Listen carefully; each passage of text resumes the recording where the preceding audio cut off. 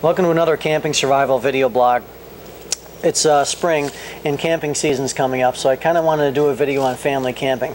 I do some hardcore camping stuff. My son and I, we do winter camping without a tent, that type of thing. But we also have a big, like a 26-foot camper. So we do some family camping too. Both are fun, depending on who you're with and who you're hanging out with and the time of year and that type of thing. So family camping, fun for many reasons, but I want to give you some ideas on things because people ask me, geez, what can I do? We're going camping this weekend. What are some fun stuff that you have that we can play with? So I want to give you a few ideas. But before we do that, depending on what type of family camping you're doing and how old your kids are, you might want to think about a couple things. Teach them about loss proofing. Make sure they don't get lost. One thing I like to have on my little kids always is a whistle. And of course, this one doesn't have a lanyard, but you can use paracord, parachute cord. I'll get into that in a little bit maybe. But it's nice to have a whistle, even for adults.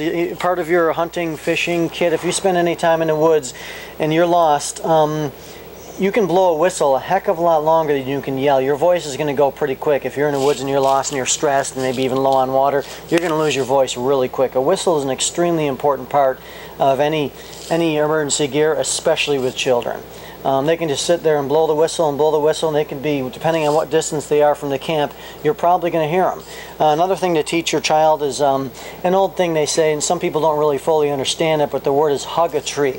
So you want to teach your child that if they're lost, let's say you're camping, and even a major camping area, you go a little ways into the woods, you turn around, and you might even want to test yourself and do this too. Turn around, see if you can see your camper. Now let's say your little kid sees a squirrel or a butterfly or something, wanders off into the woods, and then all of a sudden realizes, oh man, I'm lost. The kid doesn't know where he or she is. So what you want to teach them to avoid panic and for several other reasons is to hug a tree. And that doesn't mean necessarily sit there and hug a tree the whole time you're lost, but the point of that is just to stay put, especially with a child. Some adults, most adults actually, we go in a panic situation and we might just walk and wander off or run, and that can of course cause injuries, but also generally in that type of situation, since there's 360 degrees around you, unless you have extremely good sense of direction, you didn't get lost in the first place, it may be tough to go in the right direction. So as soon as you realize you're lost, instead of keep walking, and that increases the search area, or depending on how big the search area is, if you are lost and people are looking for you, you want to hug a tree. You want to stay put, especially a child. So if this child has a whistle and they stay put, they're probably only a short distance from the campground. So if you teach them a few basic things, that might be nice for the child. So some fun stuff you can do while camping. Some simple products that we sell you might want to consider are Bug Lab and Ant Camp. Not sure you want to bring these into the camper, but they're fun for outdoors. Give the kids some good activities to do. The Bug Lab is part number C0228. A lot of fun. My kids have used it. And the Ant Camp is C0248. Similar part numbers, 0228 and 0248. The Bug Lab and the Ant Camp. A lot of fun for the kids. The other thing you might want to think about for a child, depending on their age, is a survival tool. It's several in one. It has a whistle, has a fire striker, which I'm going to show you in a little bit, a rubber O-ring to keep the matches waterproof inside, and a compass right on top. And it has a lanyard with it. And it might be cool, it might make the kids feel like a camper to have this around their neck. And it's made for matches inside, but depending on the kid's age, you could keep other stuff like candy. Might be fun for the kids to have. That is item number C8634. Another fun thing to do while you're family camping is a tube tent. Very simple. Basically all it is a big bag opened on both ends. So you tie it between a tree. I don't know if you can see this. I'm going to get a little closer. See if you can see that image. What's cool about this is you can set it up, and as you can see, you can even have the kids go in one end and just come. It can be fun for the little kids, depending on their age, to set up their own tube tent and maybe just lay around in it and play around it. Maybe even a little play area, that type of thing. Just another little fun experience for the kids. Another great thing to do in the evenings, and I grew up doing this, I love it, is a camp cooker. We make hobo pies. I don't know if you ever heard of that, but that's item number C0744. My favorite was pizza. So you get 2 pieces of bread in here, you butter it on the outside so it doesn't stick to here, and then inside you can put sauce, cheese, pepperoni sauce, whatever you have, and you cook it over the fire. Flip it. You'll probably burn the first 2 or undercook them, who knows.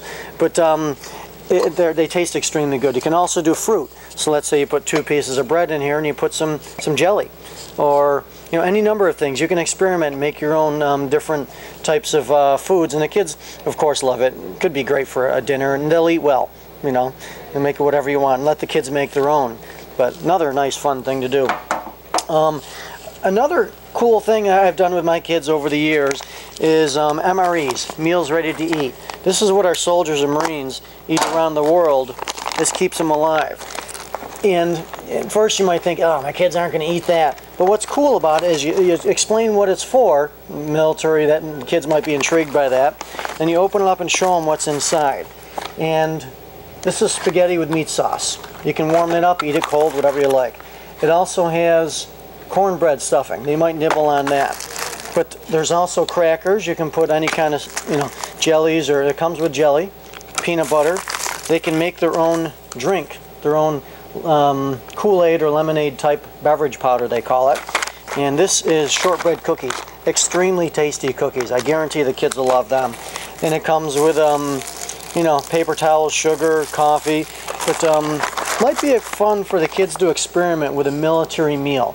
That might be something fun you can do with the kids as well. Another thing is we sell paracord bracelet making kits. This is a paracord bracelet, and maybe I'll cover what paracord is in a moment, but I do in other videos as well. But the kids can actually make their own bracelet. I don't know if you can see what's in here. I'll get a little closer, but that's a bracelet, and pictured here. And then here's the paracord and the buckle, and there's instructions on how to do it, and it's not hard. It's a really easy weave. In fact, I hooked up a friend of mine. She has a bunch of little kids, and she says her kids are still wearing the bracelets. They won't take them off. So that's a fun activity for kids to do as well. This might be a little more challenging depending on their age, but set up a compass course. It could be a lot of fun. And you could teach the kids about what their pace is, like how far their step is. So let's say you all start at a certain point, and maybe you match up everyone's pace to see if your pace is 2 feet. You might want to set up the course for this individual and say, you go 10 paces northeast, and you teach them how the compass works. 10 paces in this direction, stop, and at the end of the course there could be a little hidden treasure or a secret. So maybe like 2 or 3 turns, 2 or 3 steps, and it could be fun for them to figure out how the compass works and learn their pace and find a little hidden treasure at the end. That might be a fun thing for you to do with the kids as well. And another great thing is fire starting. Depending on your kids' attitude and how they handle themselves, I often teach my kids fire starting. And we play with fire. And it may sound bad to some people, but I think learning how to make a fire is extremely important. And you can do it without a lighter. Here's a ferrocium rod. I always carry at least one with me, but it's just a certain type of metal, ferrocium. It's spelled ferrocerium. But what's cool about it is you can scrape off the metal and it creates a spark, and you can start a fire with it. I'm just using the back of my saw blade for my Leatherman multi-tool, but you can use the back of a knife or even a rock, piece of glass. There's any number of things because you're just scraping off metal. So you can use cotton balls, you can use dryer lint. There's a number of things you can use to catch that spark. And when you're going to start a fire, you're going to want to have a different size stick set up. So you'll have your fire bed, you'll have your tinder sitting in the middle of the fire, and you're going to throw a spark at it. And then you're going to feed sticks and then bigger sticks and bigger sticks until you get a real fire. And that's a great way to teach a kid how to start a fire. And the cool thing about this is it's so easy to catch a spark with the right type of tinder, whether it's the stuff that we sell, which is called wet fire, or if you use, again, cotton balls and Vaseline. There you go. I just threw a spark at the wet fire tinder, and it was that simple. Now, it requires a bit of strength, and you can see this is going to burn quite a while. So you're going to have plenty of time to teach the kids how to start a fire. If they put on too many sticks, they're going to smush it. If they don't put on enough, it's not going to catch, and eventually it's going to go out. While we're talking, it's still burning. Plenty of time to teach kids how to start a fire. So it's going to require a little bit of strength, but it doesn't take much. even just very little bit of strength, I'm making sparks. I mean, you can get some serious sparks if you need to. So there's some fun things to do while you're family camping, and use your judgment what works best for your kids. Just wanted to give you some ideas on what we do, and thank you for visiting Camping Survival. Please subscribe to us on YouTube, and thank you and have a nice day.